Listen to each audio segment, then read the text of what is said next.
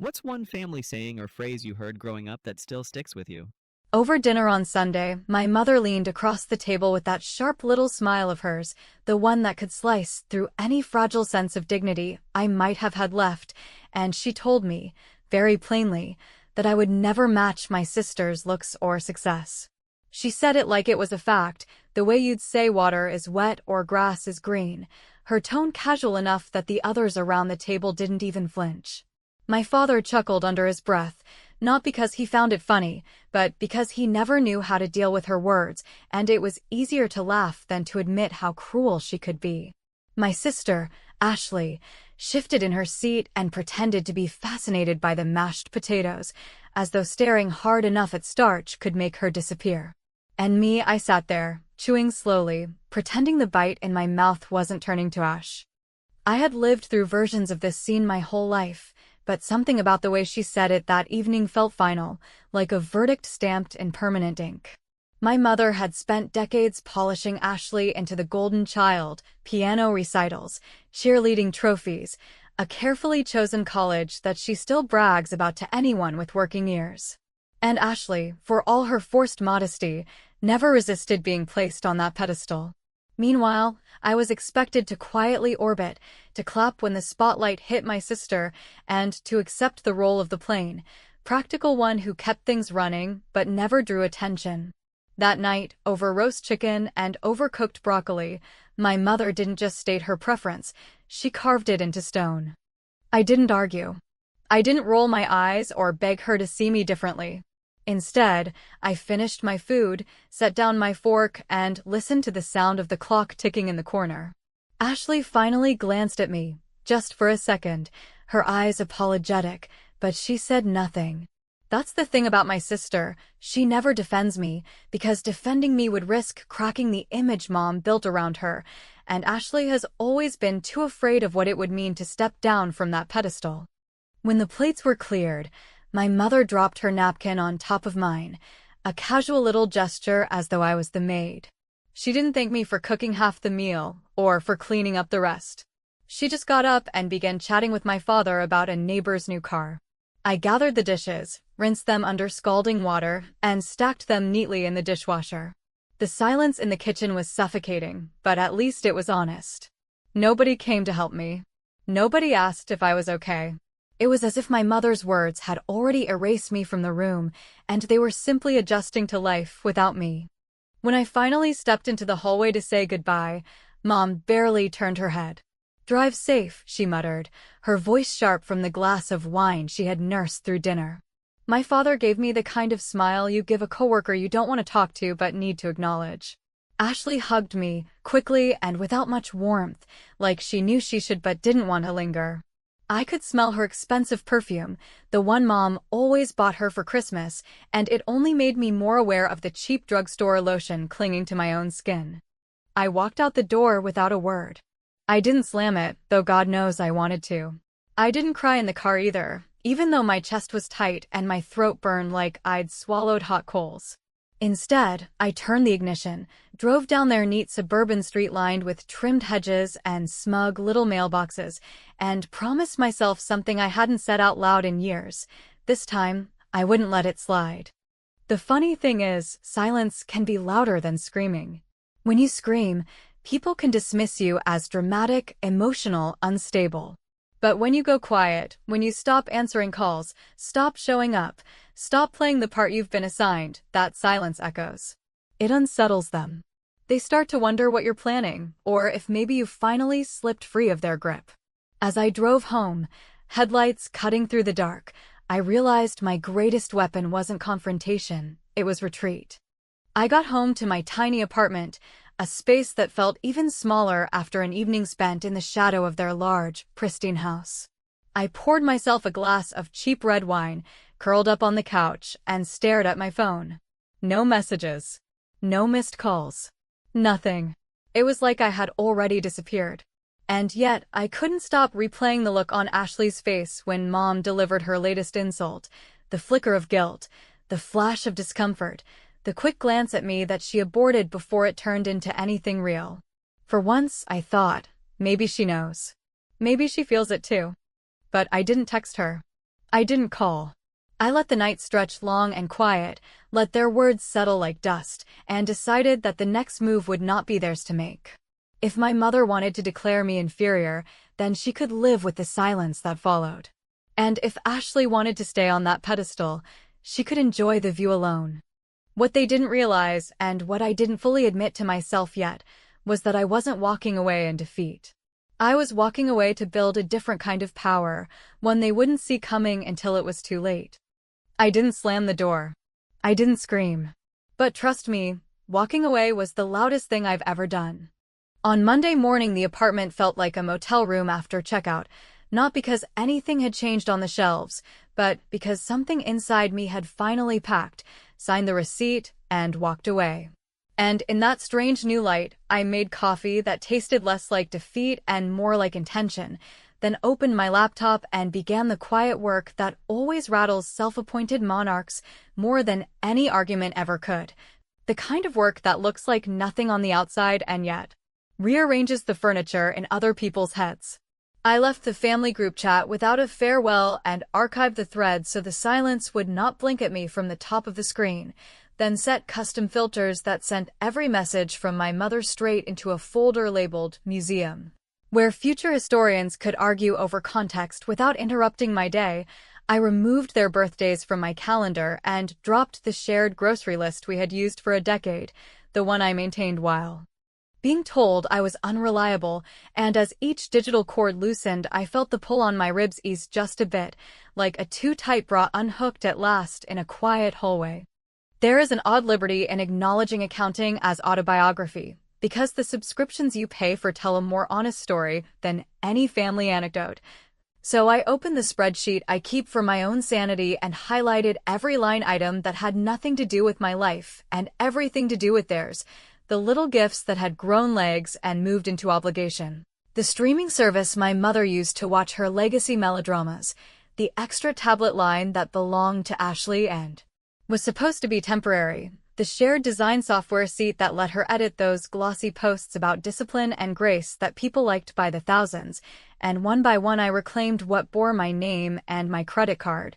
Not out of pettiness, but out of an almost clerical fairness that said, if you consider me lesser, then you also do not get to stand on the scaffolding I quietly built beneath your everyday ease. I wrote a brisk note to customer support and removed the extra user from the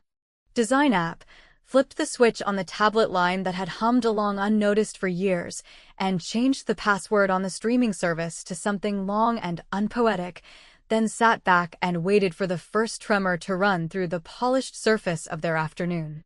By lunchtime, my mother called twice and let it ring until the voicemail surrendered, then tried again as if persistence could bend new rules into old shapes, and I watched the screen without touching it, remembering how many times I had driven over with soup when she caught a cold and still been told I was not delicate enough, not effortless enough, not Ashley enough, and I let the calls drift to the same place as my childhood report cards, that shoebox under my bed where effort went to be ignored. In the late afternoon, Ashley texted a line without punctuation, "Are you mad at me?" which felt like a tourist asking whether the earthquake was serious while standing in a street full of tilted lampposts, and I answered with something true and unspectacular, that I was done being useful when being myself was never enough, then put my phone face down and took a long walk past tidy hedges that looked like they had been trained not to grow in inconvenient directions. That evening, I packed a small cardboard box with the artifacts of my volunteerhood, the spare house key on a ribbon, the monogrammed kitchen towels I had bought after my mother criticized the old ones and then forgot I had paid for, the universal charger I kept in my purse because someone in that house was always at 2%, and I added a printed note that said simply return to owner, not as a jab, but as a declaration that ownership had finally returned to me. Then I drove to the post office, slid the box onto the counter, and felt the precise, click-sealed satisfaction of boundaries posted like certified mail. I made myself a dinner that no one would call plain, pan-seared salmon, bright lemon, ridiculous parsley, the kind of meal you cook when you realize taste is not a competition but a claim, and I ate slowly, imagining my mother reaching for a remote that would no longer obey her, imagining Ashley opening the design app to a polite message that her license had expired, imagining. The tablet line blinking out like a porch light in a storm. By midweek, the ripples arrived disguised as confusion. First, a voicemail from my mother asking if the streaming service had a national outage because her shows refused to load, and she was missing the episode where the beautiful daughter marries well and the troublesome one learns humility. Then a text from Ashley that read, "My client deck is due in an hour and my access is gone, can you fix it please?" And there was a moment, brief but real, when old muscle memory reached for my phone with a reflex of a firefighter, yet I stood very still and let the moment pass, because my loyalty had always been measured by my willingness to fix what they broke while insulting the hands that repaired it. I sent Ashley a single thoughtful line that said she was resourceful and would figure it out, and though I could almost hear the air change on her end, the faint gasp of someone who has been told she can stand on her own legs, I did not soften it with a workaround or a borrowed login, which was not cruelty, but instruction. On Friday, I received a padded envelope addressed in my mother's tidy pen, inside of which I found the graduation photo she used to keep in the hallway, the one where Ashley stands in the center like a chandelier and I stand to the side like a light switch. And, while part of me wanted to laugh at the pettiness, another part recognized the panic in the gesture, the desperate attempt to control the museum by rearranging the exhibits, so I slid the photo into a drawer without ceremony and went back to my work, which had begun to move forward with a quiet force now that I was no longer dragging the carcass of family theater behind me. My revenge, if anyone needed the noun, did not glitter and did not broadcast. It was the simple act of refusing to subsidize the throne from which I had been declared unworthy. The steady deconstruction of a stage I had hammered together with my own patient hands, and as the week closed I brewed tea, opened my window to the cool night, and listened to my phone buzz on the table, first with Ashley's missed call, then with a text that landed like the softest siren, "Please call me, something's wrong at home," which I read twice without answering, because suspense, when earned, can be both justice and mirror, and because I wanted them to feel, for a change, what it meant to wait in the dark for someone else's decision. By Saturday morning, the quiet had thickened into something almost architectural, a framework I could lean on while I moved through my apartment with the deliberate care of someone building a new room inside an old house. And as the kettle hissed, I opened a clean document and began drafting a letter that did not apologize for existing, did not beg for nuance, and did not sell my voice for a temporary peace. A letter that read less like a tantrum and more like minutes from a meeting that should have been called years ago, with lines that itemized not just expenses but patterns. The tablet line added for a month and carried for seasons. The rides at midnight to rescue Ashley from parties that had turned hostile. The holiday dinners prepped on my counter because my mother's manicure could not withstand onions. The passwords I created and the logins I shared and the gratitude I never once received. All stitched together with a steady tone that any auditor would admire and any parent would find hard to dismiss as petty. I addressed it to my mother and printed 2 copies on thick paper that made ordinary ink look like a verdict, then tucked one into a stamped envelope and slid the other into a second envelope for my Aunt Linda, the only relative who had ever looked at me the way a teacher looks at the child who finally solves the problem on the board, and for the first time in a long time I felt like I was not begging for dignity, but billing for it. At the post office, I sent the letters certified, not to insult my mother, but to treat the truth with the ceremony she reserves for birthday cakes and photo backdrops. And, while I waited for the receipt, the woman behind the counter told me that certified mail is how people send divorce papers and wills and field trip permission slips that matter, and I nodded, because in a way my letter was all 3.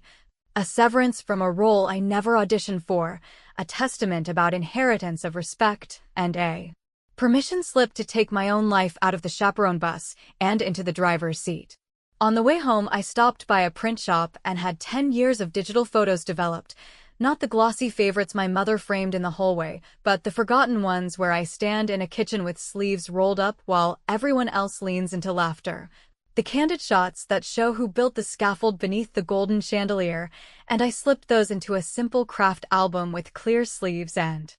no captions, then placed it on my bookshelf at eye level, a museum catalog for an exhibit that finally had a curator. The first response arrived faster than I expected, an email in my mother's precise tone that asked whether I meant to accuse her of theft, because how else could she interpret the list of your supposed contributions? And I answered with a single sentence that did not blink, that my letter was not an accusation, but a record, and that records are how families avoid rewriting history when it is convenient, after which there was a gap long enough to fold laundry in. During which I did exactly that, breathing easily for the first time in days. By late afternoon, my aunt replied with a message that made my throat tighten in a way I refused to glamorize, because she wrote that she had kept quiet for too long and that she remembered more than my mother imagined, and that she would be at Sunday dinner uninvited because sometimes the witness must walk into the room before the guilty remember what honesty feels like, and I stared at that line for a full minute as if it might vanish if I looked away. Ashley, who could smell a tremor the way some people sense rain, texted me an hour later with the brittle cheerfulness of a publicist. "Mom is a little upset about some misunderstanding. Can we talk?" After which she sent a screenshot of my mother's group chat meltdown that pinged between self-pity and control, full of phrases about disrespect and ingratitude and the humiliation of being CC'd to Linda, and I felt the oddest blend of sorrow and relief. Because humiliations are always loudest when they meet daylight, and daylight had been the point all along. I suggested we meet at the cafe near the university where no one from our old neighborhood goes, and when Ashley arrived she looked like a painting of composure in heels that had never met a pothole. Yet her eyes kept landing on my hands the way anxious people watch door handles during turbulence, and I knew she was searching for the old reflex, the one that would hand her a solution wrapped in reassurance. I told her, calmly and in sentences long enough to carry their own freight, that I was not punishing her for being the favorite, but refusing to sponsor the mythology that love is merit-based and measured in applause, and that I would not restore the app access or the tablet line because those were bridges I had built without ever being allowed to cross them, and she said something about brand deadlines and perception and how clients like tidy narratives, then lowered her voice and admitted that her rent had floated on late fees for months, and that she had not told Mom because to do so would be to step off the pedestal, and she did not know what the ground felt like. I listened without flinching and reminded her that ground is where people grow roots, and that I would help her map a budget if she wanted growth rather than stage lights, but that help would come with a condition she had avoided since we were teenagers. She would have to stand beside me when the truth walked into the dining room, not behind me, not under the table, not in another room sending apologetic emojis. There is a moment in every family play when someone unplugs the soundtrack and the actors discover how loud their shoes are, and I could tell we were near it because Ashley's confidence kept slipping like a silk scarf on a smooth chair back. So I gave her one last gift that looked like a test, telling her that I had scheduled a meeting for Monday morning with the estate attorney who handled our grandmother's small bequests, not because I wanted heirlooms or drama, but because I wanted an official inventory that would stop the annual scavenger hunt in which sentimental items mysteriously found their rightful home on Ashley's dresser, and that the inventory would be shared with every branch of the family, which meant our mother's editorial control would soon face a copy editor with a stamp. Ashley inhaled as if she had heard a door lock from the outside and whispered that Mom would not forgive me for dragging the family into paperwork, and I answered that forgiveness requires an admission of harm, and I had generously provided the syllabus. When we stood to leave, she touched my sleeve in a gesture that felt younger than both of us and asked, in a voice that betrayed more fear than anger, whether I was planning to do anything else before Sunday dinner, anything that might make Mom spiral in front of Linda. And although part of me wanted to hand her a harmless lie, the larger part recognized the value of suspense as both lesson and leverage, so I told her only that I had one more correction to file and that it would not require her approval or her signature, at which point my phone began to vibrate with a number I recognized from my childhood refrigerator magnets, the landline that never calls on Saturdays. And Ashley's face went pale as old wallpaper, because we both knew that when the house calls this late it is either celebration or collapse, and it had been a very long time since that address dialed to celebrate me. The number on the screen dragged me backward through years of chore charts and refrigerator magnets, so when I answered and heard my father's careful voice, too steady, like a plate held flat so the gravy does not spill. I knew the call was not about weather or errands, but about the small earthquake I had set in motion, and he told me that a courier had delivered a letter with a green card stapled to the front and that my mother had read it, then read it again, then sat down on the edge of the couch with her hands clasped like she was praying to a god that specializes in undoing, and afterwards she refused to speak to anyone, not even him, which in our house counted as a siren. He asked, in a tone that pretended to be neutral, whether I had initiated some kind of review, and I said that I had arranged for an inventory of grandmother's bequests and for the temporary return of items that had migrated without paperwork. The opal ring that used to live in a velvet box on the top shelf, the recipe tin with cards written in her looping hand, the quilt that Aunt Linda swore had been promised to her before it appeared on Ashley's guest bed, and that the attorney needed those objects present to match the list with the facts so no one felt erased. There was a pause filled with the sound of the air conditioning and the soft thud of his thumb against the phone casing, after which he asked if this was necessary. And I told him that necessary was the new standard because for years we had lived under the reign of convenient, and convenient is how things drift until one day a daughter opens a drawer and finds her history wearing someone else's perfume. I did not sleep long or well, not because of guilt, but because of momentum, and Sunday arrived with the brittle brightness of a day that intends to be remembered, so I dressed in something unremarkable, dark jeans, a blouse with sleeves rolled up to do work, and drove to the house where I had been told, week after week, that effort does not photograph as beautifully as ease, and when I walked in the living room looked staged for a magazine feature on forgiveness, even though no one had practiced it, with fresh flowers on the console and a candle that smelled like citrus and denial. My mother sat upright in her chair as if gravity could not touch her, hands folded so precisely they bordered on origami, while my father took the host's spot near the doorway as if proximity to exits could help. And Ashley hovered between us with the fragile poise of a ballerina recruited to referee a hockey game. Then Aunt Linda arrived without waiting for an invitation and placed her purse on the table like she was laying down a marker at a card game, and the room shifted in that subtle way rooms do when a witness enters. I did not begin with a speech, because scenes collapse when fed with monologues, so I took out a clear folder and slid it across the coffee table to my mother, explaining in a voice used by nurses and accountants that the document inside was a simple request for a temporary return of heirlooms until the clerk could log them, that no one was accusing anyone of theft, that this was housekeeping for memory, and that if we completed it cleanly the lawyer's office would close the file with a stamp. And we could all stop rehearsing feuds we swore we did not want. She did not touch the folder, and instead asked whether I understood what it meant to blindside one's mother with paperwork, and I said that for decades I had been blindsided with comparisons and that paper, unlike tone, does not raise its voice. And she swallowed in a way that made me think of dry bread. Ashley tried then, rehearsing the lines of a peacemaker, insisting that this was an overcorrection and that no one had meant harm when items moved, and that the ring had looked so lovely on her hand at a gala that it had simply stayed there, and Aunt Linda,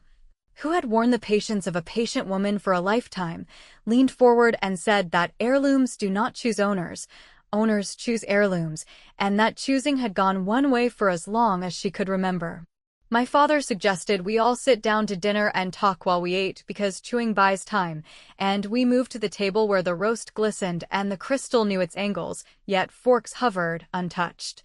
because the meal had already been seasoned with the taste of consequence. I let the quiet collect until even the ice in the water glasses seemed to lean in, and then I placed my second envelope beside my mother's plate, explaining that I had filed a correction with the Church Foundation regarding the donor plaque dedicated last year to celebrate Ashley's exemplary leadership and grace.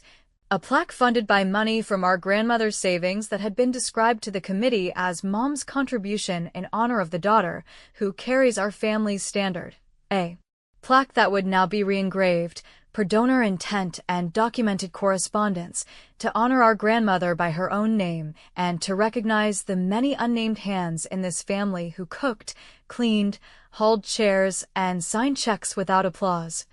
Which meant that the next time the congregation passed that wall they would read a different story, one that allowed fewer edits. The color rose high in my mother's face, not the soft pink of embarrassment, but the flush of a general who discovers. The maps have been redrawn without permission, and she whispered that I had humiliated her publicly, and I replied that I had simply given credit where it had been due all along, which to those who depend on borrowed luster feels like theft. Ashley stood then, fast and graceless, and rushed into the kitchen under the pretense of fetching salt, and I followed, because the strategy was older than dishware, and in that tiled room she turned on me with a voice that tried to be furious and landed on frightened, asking whether I meant to take everything from her, the image, the access, the praise, and I told her that I was not taking, I was returning, and that if she wanted praise she should earn it without staging other people as supporting cast who donate props and exit before the curtain call, and that if she wanted access she could buy her own licenses and learn her own passwords and discover that capability does not remove beauty, but redefines it. She gripped the edge of the counter until her knuckles whitened and asked, in one breath that sounded young enough to fold into a suitcase, whether there was anything left to salvage, and I said there was always room to salvage, but salvaging requires naming what sank. When we walked back into the dining room, my phone vibrated with an email that slid into my screen like a final card at a poker table, and, because suspense is sometimes a teacher, I read it there in front of them. A message from the alumni office confirming receipt of my documentation that the departmental prize my mother had insisted belonged to Ashley had in fact been mine, awarded for a research project hedged out of family lore, and that the magazine blurb would be amended in the next issue, with a small line that would feel to some like a footnote and to others like a siren, and my mother pressed her lips together so hard they lost their color while Aunt Linda exhaled, as if the room had lifted a sandbag. The doorbell rang, then rang again, a brisk, insistent sound that suggested a visitor with a schedule rather than a neighbor with a pie, and as my father pushed back his chair the air shifted into something that felt like weather, because I knew, before any of us saw the figure on the porch, that the correction I had promised Ashley, one last piece of housekeeping that required no permission, had arrived right on time, and that once it stepped over the threshold the script we had rehearsed since childhood would run out of pages. The figure on the porch was not a neighbor with casserole diplomacy, but a woman in a dark blazer carrying a slim case and a clipboard with those tidy tabs that make people straighten their backs. And when my father opened the door, she introduced herself in a voice made for libraries and courtrooms as the registrar's field officer working with the estate attorney on temporary custody of heirlooms for verification and cataloging. A simple administrative step that sounded harmless until you imagine the quilt folded into neutral evidence, the opal ring measured and photographed without perfume or applause, the recipe tin opened like a testimony box where every card could be read aloud. And although my mother insisted that no one removed family history from this house without her blessing, the officer explained, gently but immovably, that custody did not mean ownership, and that ownership was precisely what the process would record so the family need not relitigate holidays in whispers for another decade. Aunt Linda stepped forward with a steadiness that felt like scaffolding and said she would accompany the officer to the bedroom where the ring and quilt had been displayed as if they belonged to a museum gifted to one daughter by public opinion. And in that quiet march down the hallway I saw a procession for a different kind of inheritance, not of jewels and cloth, but of boundaries polished to a shine that could no longer be smudged by sentiment. My mother sat down hard, not theatrically, but like a person who has found the edge of a chair by touch, and the argument she had been rehearsing fumbled its way back into her throat as a tiny sound, while Ashley hovered between outrage and relief because the intervention she feared might also be the rope ladder she never learned to ask for, and I said, in a tone that even I recognized as kinder than the moment required, that nothing leaving this house was leaving her life, that everything would be logged and sealed and returned with records that outlived whoever needed to be right this month, and that the real loss would be the era in which stories, like portraits, could be retouched without consent. And she told me I had turned on my family for the satisfaction of strangers, to which I answered that the registrar was not a stranger but a witness, and that witnesses are what stop love from hardening into a rule book with only one player. While papers were signed and padded envelopes labeled, the dining room took on the hush of a studio seconds before the red light flicks on, and I used the pause to detail the last correction I had not yet spoken aloud. Explaining that I had filed with the alumni office the documentation of my research award and arranged for the department to mail the certificate that had been forwarded to my mother's address years ago and filed, according to the secretary, under festive events, and that when it arrived I would frame it myself in a simple black frame, no gilding, and place it on my own wall beside the mute album of candid photos that tell the story speeches never did. And my mother laughed once, a sound like a plate bumped against a sink, and asked whether I expected an apology for a misunderstanding she barely remembered, and I said that apologies, like inheritance, make more sense when they are written down and signed, but that I was no longer budgeting my life around receipts that never come. The registrar left with a sealed box and a promise to return on Thursday morning with a receipt that listed each item in the kind of neutral language that makes arguments lose their perfume. And after the door closed, the house exhaled the way a theater does when the set change finishes on time, and Aunt Linda hugged me not like a heroine, but like a niece who had finally decided to speak in complete sentences, which is almost the same thing. And Ashley moved to the sink and ran water over dishes that had not been used, the motion so habitual it looked like a prayer, after which she turned to me with eyes that had stopped performing and asked, with a seriousness that made her look younger and older at once, whether I would help her build a plan that lived outside of our mother's applause, a budget and a workflow and maybe, dare she say it, a life that did not depend on being framed, and I told her that I would, with the condition I had set in the cafe, that she stand beside me when the truth asks for company. Evening came down without ceremony, and we drifted toward the front hall where shoes pile up and mail waits to be dealt with, and that was when my phone buzzed with the message that had been forming like weather on the horizon. The one I knew would arrive when the old script ran out of pages, a text from Ashley that said, "Please call me. Mom is in tears and refuses to talk," which made me think not of victory but of endings that look like cliff edges until you realize they are plateaus. And I stared at the words long enough to hear the clock over the mantel count the seconds in a house that finally sounded like itself. I did not press call, not immediately, because suspense, when earned, can be a mirror as much as a weapon, and because I wanted them to sit with the same uncertainty that had seasoned my life like too much salt, yet I also understood that revenge, to be worth anything after the adrenaline leaves, must make room for repairs that do not erase the lesson. So I opened my contacts and hovered over my sister's name while my mother moved somewhere behind me with footsteps that sounded undecided, and I thought about how truth should never require a witness, but often only arrives with one, and how sometimes the kindest thing you can do for a person who relied on the fog is to let the air clear and make them breathe on their own. The phone kept waiting, obstinately patient, and I stood in the doorway with the night pressing against the porch light and the sealed absence of a ring and a quilt traveling to an office where their story would be told in full sentences.